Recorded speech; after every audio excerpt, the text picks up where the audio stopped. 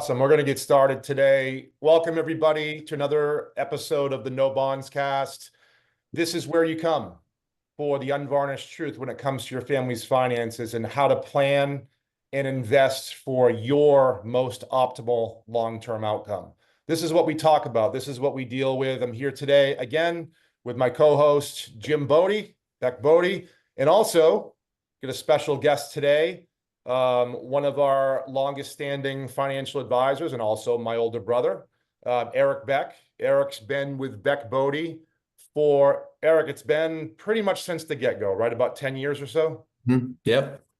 10, 11 years.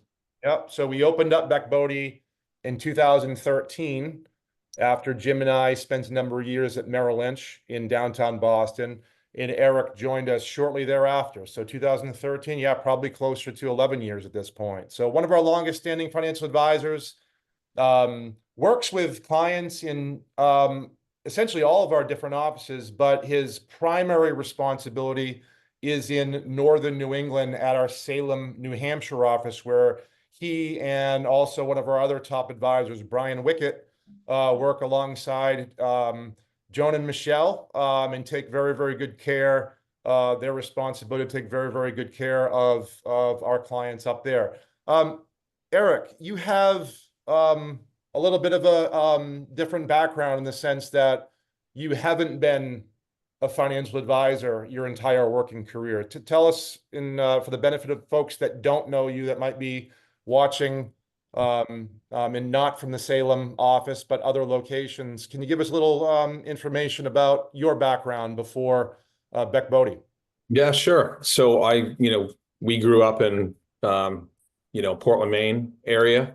And then after college, I moved to Atlanta, lived in Atlanta for about 20 years. And there I had a couple of careers. One, I worked for a professional hockey team, the Atlanta Thrashers, which are, no longer there. But after that, and right before Beck Bode, I was a firefighter for about seven years or so.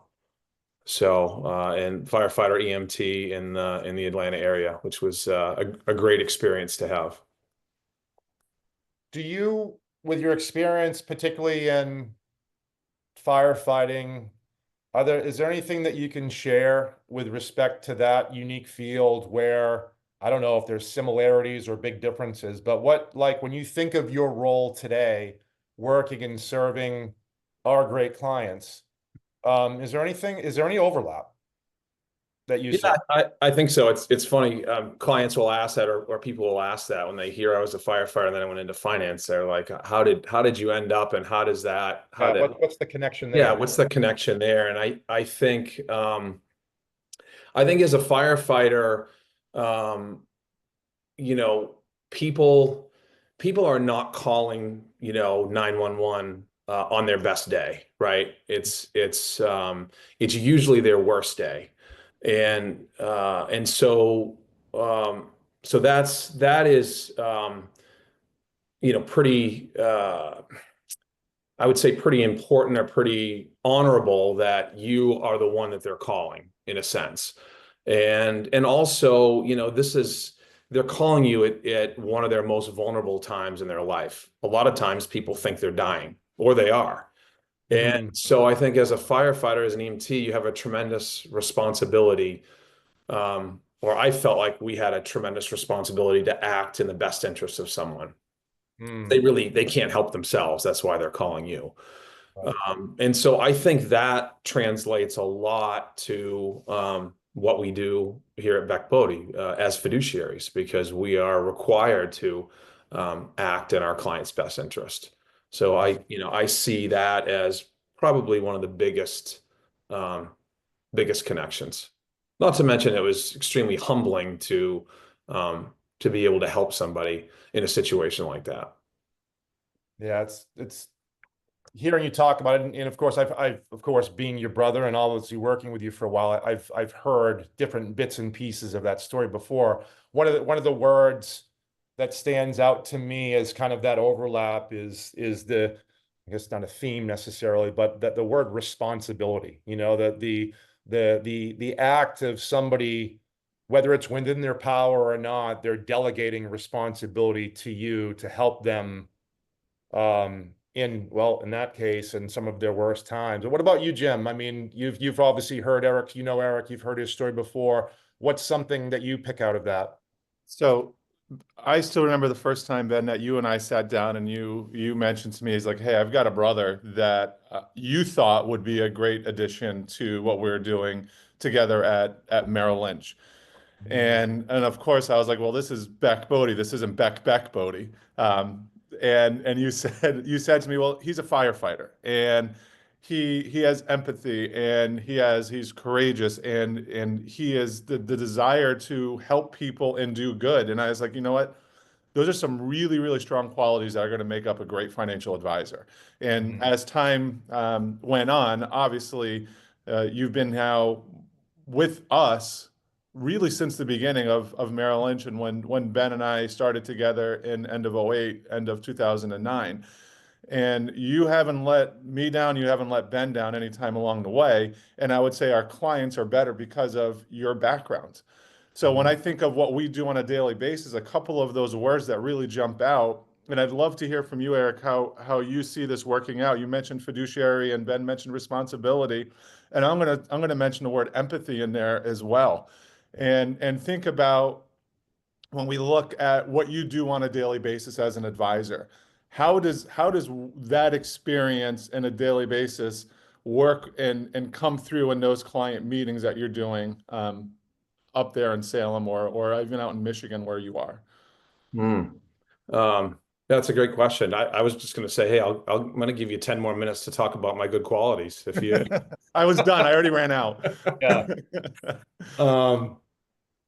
Yeah, as far as empathy, I think, relating to people, relating to our clients is huge. I think in our industry, especially, at least early in my experience working at Merrill Lynch, coming in not really knowing anything about finance, um, I really had doubts whether or not I could succeed in this career, because I thought, these guys that work at Merrill Lynch that have these, corner offices are Ivy League graduates, and they're the top of their game in terms of what they know about finance. And Yeah, they know something or they have something that you don't. That's the feeling, right? right. And I quickly realized that that wasn't the case at all. And and as far as being able to, I think, connect with clients in a sense that um, we're not like these financial gods here. We're just like you, and we feel the same emotions, specifically when we have like, for instance, these market downturns, or we have this turmoil in the economy from time to time, or this volatility that we talk about so much. Um, we're along for the ride with you. We're not sitting there, above, acting as if, or feeling as if this doesn't bother us too. It does. I mean, we're human as well. So I think that quality, being able to empathize with clients and being able to be on their level, because at the end of the day we are. I think that maybe that vulnerability, admitting that, I think, is one of our greatest strengths. Yeah. Mm. Yeah. It's interesting too. I mean, we of course we're doing this on a daily basis. We feel the ups and downs. We have responsibility for a wide group of just really special families that we work with. Sort of on that same level, like, what would you say, good environments, bad environments, what would you say that you've learned over the course of your career in working with people about, like, what are the characteristics of a successful long-term investor, right? Because when you say long-term, maybe we should qualify that, but over the course of somebody's retirement, so to speak, like, what are some of the things, or maybe just a small handful of things that stand out to you as something that's a characteristic of somebody that has done really well over time? Yeah. Well, I mean, I think the first thing is having a good strategy. right? You got to have a game plan, something that you're following. I think second, you've got to have really good access to really good information that helps feed that strategy. And third, I think probably is you have to be diversified the right way.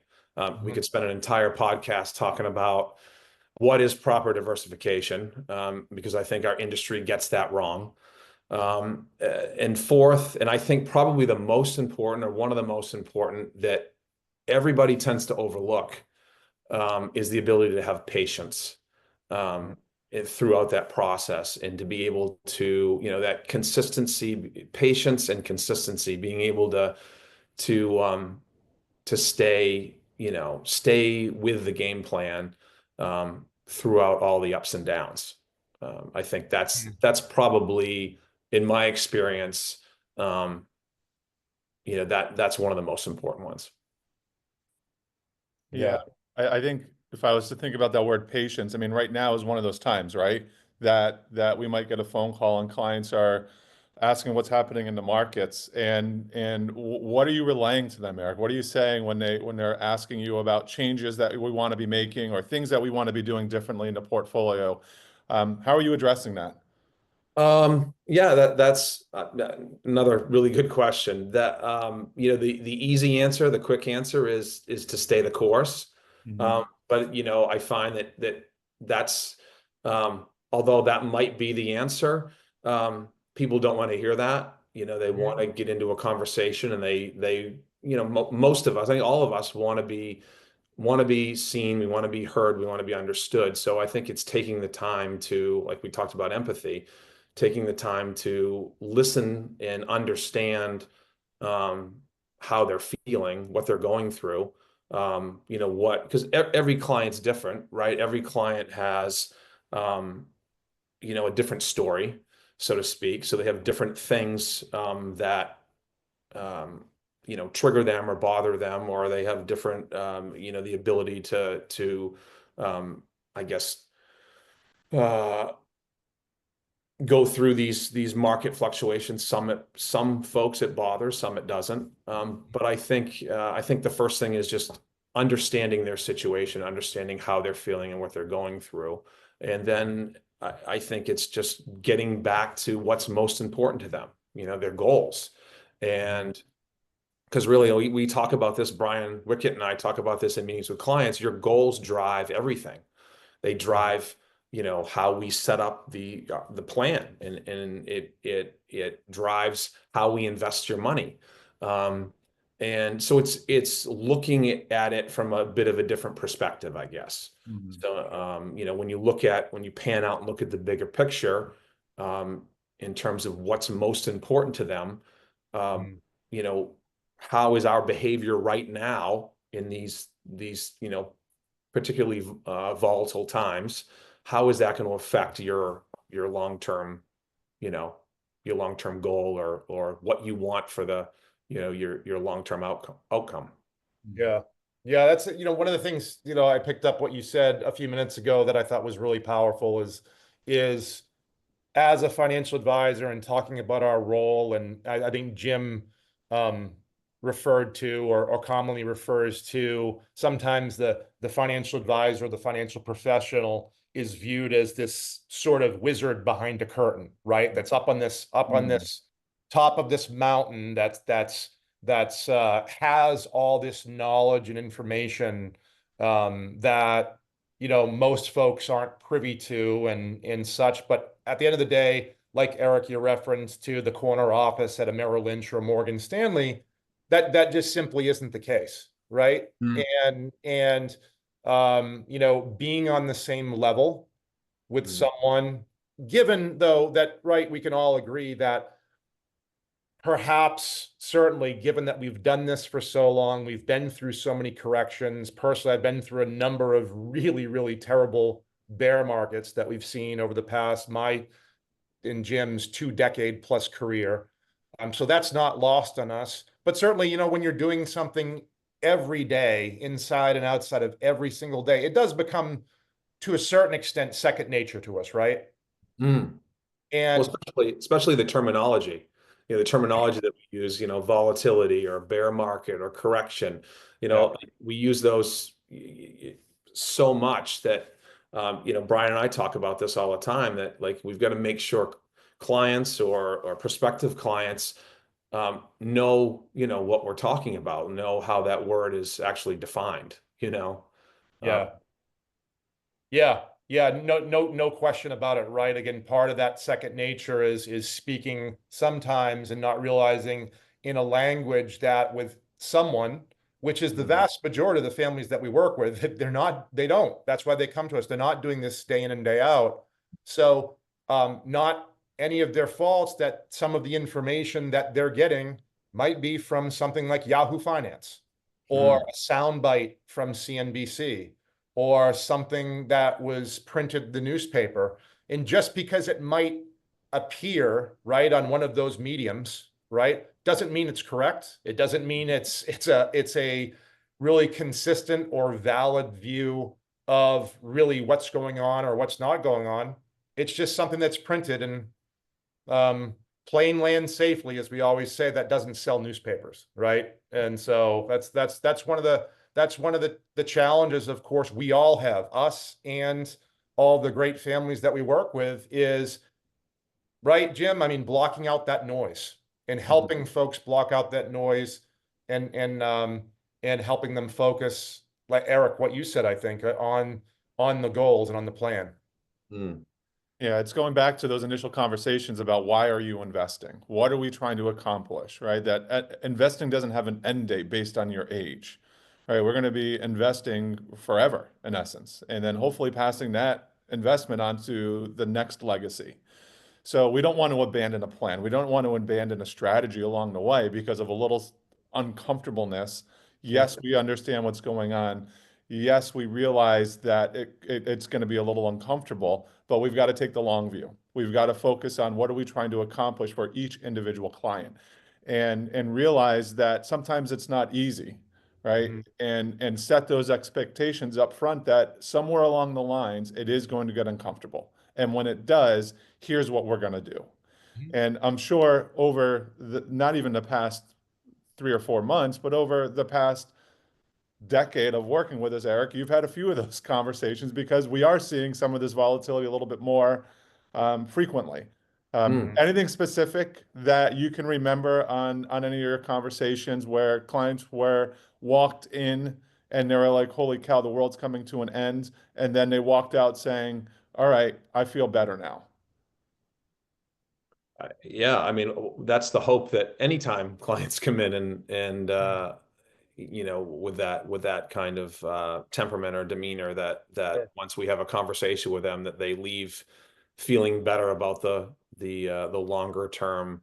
And I think it's explaining to them that, I think, again, when we talk about terminology, long term, sometimes people tend to think that that's 20, 30, 40 years down the road, and it isn't necessarily, I mean, long term can be 5 years. So I think it's making sure that people understand what we're talking about. Yeah. Yeah. Yeah. And when people come in that sense, right? I mean, it's really something that we work on all the time. And Erik, you mentioned very early in the call here today about doing our best to meet people where they are. Right? Because we all, while we all have similarities as investors in terms of each and every one of the families that we work with, right? We put together a goals planning statement. And a big part of that goals planning statement, right, is, Erik, you said it before, Jim, you reiterated, the goals drive everything. And then we build the plan based on those goals. And then we build the portfolio based on the plan, based on those goals. So really the two big pieces of the foundation are goals and plan. Nowhere in that is, hey, changing things when something in the economy in the short term goes awry, right? But we frequently, right, throughout history, we frequently see and witness and live through scenarios where things that weren't talked about 3 months ago are now happening. and it's a cause of concern for a lot of folks. And, focusing on the goals and the plan is paramount to us. And to have that sort of outcome, because the outcome that you're talking about, right, we're all talking about here is we want to meet people where they are. We want to understand what their concerns are. We want to do our best, right, to give as much perspective on the scenario as we possibly can, and help bring us to, I want to stop short of saying a supreme comfort level, because as you both said earlier on the call, there's nothing comfortable about going through these dips that we see in the markets. But I think there is, for our role as financial advisors, a significant priority to be a sounding board for the people that we work with, and to help them achieve ultimately the outcome that is best for them in the long term, wherever that falls on the spectrum. Any thoughts on that? Yeah, I'm going to add, it's part of our role to be available for the clients. So when they feel that way, we can have these conversations when they're ready for it. And oftentimes, I have told clients that they're going to feel a little bit more uncomfortable before we are as advisors, because we live in this every single day. Sure. And part of what I want to do is be as proactive with clients as possible, but we also encourage clients that when they get uncomfortable, they can be reaching out to us as well, so that we can hear from them directly. But part of our role, and for Ben and I, as we've continued to grow this company, is to make sure that we not just have advisors ready and able to sit and listen and have conversations with clients, but they're smart and they're educated and they have similar personalities to Ben and I, so that they're getting a consistent message from all of us when we have these calls. So part of this is to be available and to communicate with clients on a regular basis, which is what we're doing here right now as well. Yeah. Yeah. Yeah. Really powerful stuff, guys.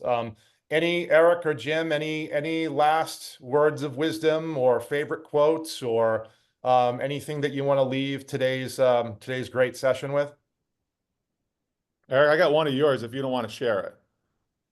So going through, like, we prep for these calls, but and prepping for this, Eric put a quote in there. It's not his quote, it's from Tony Robbins, and then he had / Steph Curry. So I don't know who said it first, but it was, the risk isn't in the market, it's abandoning your strategy. And I'm going to change strategy to also abandoning your goals and the process that we've created from you from the beginning. I love that. I love that. It reminds me of like another one very similar, Warren Buffett, which actually ties really, really well to some of the themes that we talked about today. Is successful investing has so little to do with intellect and so much to do with temperament. Those are great ones. So thanks for sharing, guys. And Eric, thank you for coming on and sharing some of the wisdom that you've obtained over a number of years. And Jim, great to talk to you as well. Thank you, everyone, for tuning in to this latest episode of the NoBondsCast. We're here to give you the unvarnished truth and to have conversations that hopefully you find relevant in terms of your financial journey to your most optimal long-term outcome. And we take that responsibility very seriously, and we thoroughly appreciate that responsibility that you all provide us as a firm. So as Jim said a moment ago, don't hesitate to reach out to Eric, self, your financial advisor.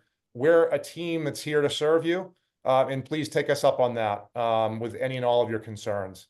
We'll be on a few weeks from now with our next episode. I believe it is the great Tammy Storkel in our Michigan office that's going to be on next. So we're really looking forward to that. And until then, I hope everybody has a wonderful rest of the week and weekend. Thanks, everybody. Bye.